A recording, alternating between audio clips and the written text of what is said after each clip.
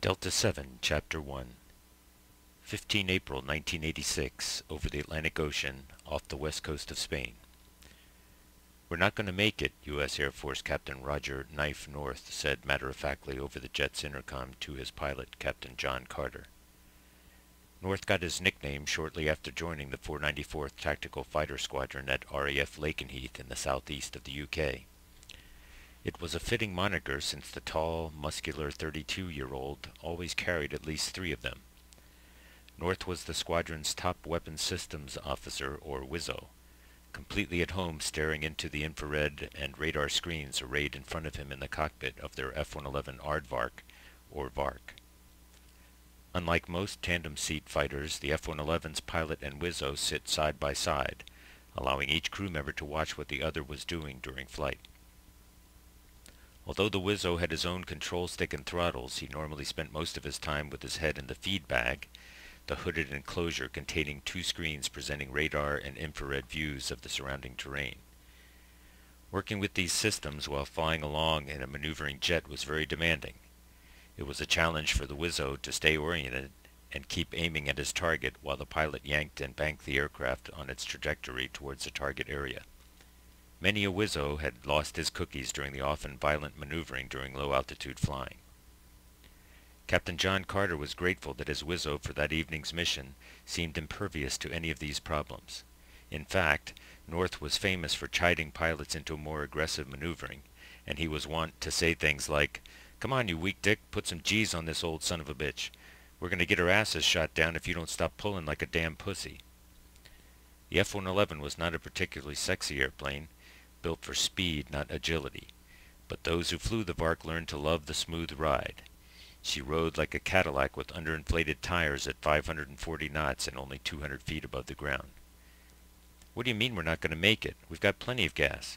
Or do you have to piss again?" replied Carter, glancing sideways at his WISO, a smile hidden behind his oxygen mask. "Not gas, asshole, time," replied North. "We're almost 3 minutes late right now, and by the time we get to X-ray, we'll be even later. The harm shooters will be finished before we even get there." Of the 100-plus aircraft participating in tonight's mission, codenamed Eldorado Canyon, Knife was referring to the Navy's F-18 and A-7 fighters. They would soon be launching off the catapults of the U.S. carriers America and Coral Sea, flying to targets in Benghazi and Tripoli on Libya's north coast. These initial attack aircraft would be carrying high-speed anti-radiation missiles, or HARMs. Their job was to knock out any Libyan radar facility that might track the attacking jets. "Damn, Knife! Why didn't you say something sooner?" asked Carter. "It's this friggin' calm silence crap. Everybody knows we're late, but nobody wants to say anything.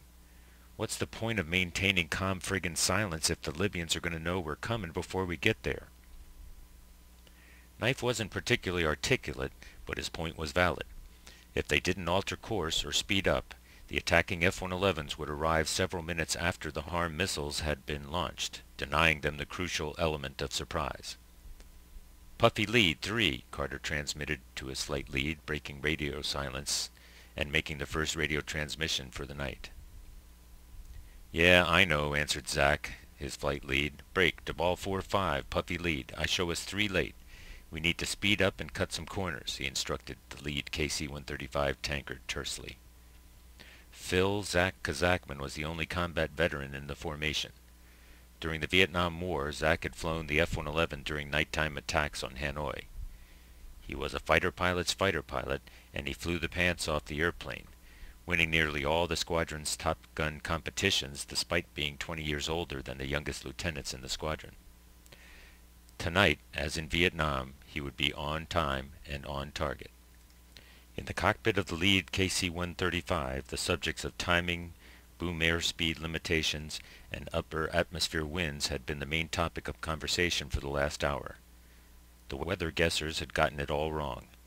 Not only were the winds significantly stronger than predicted, they were in the opposite direction, giving the attacking formation a 75-knot headwind instead of a light tailwind.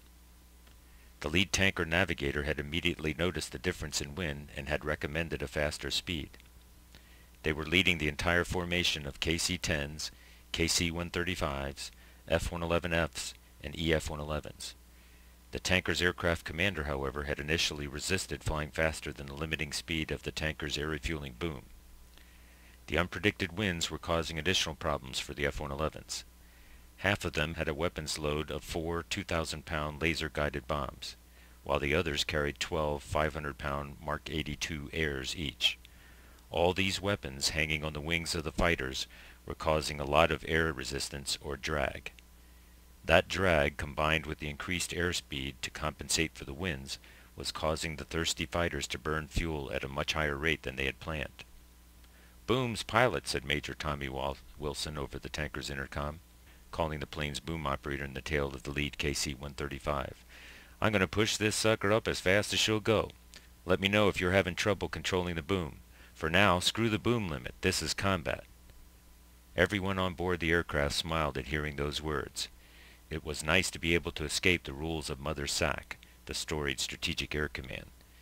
They were determined to get their chicks to their targets on time, even if they had to break a few of Mother's rules in the process. In Carter's F-111, the effect was immediate. The tanker, from which they were still receiving fuel, began to pull ahead of them and slowly banked to the left.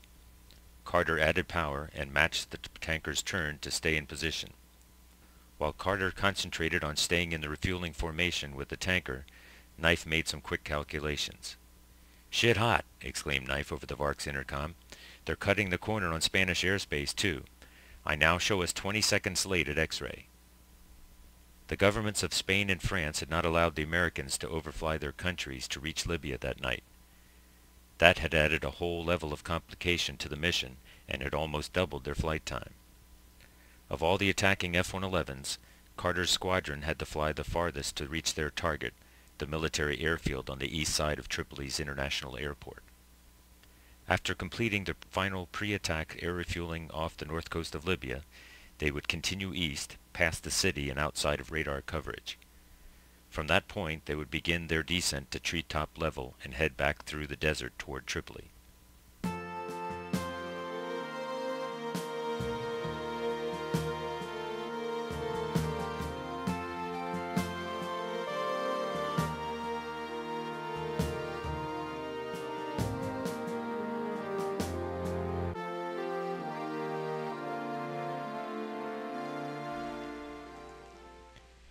This is the end of Delta 7 Chapter 1, Part 1.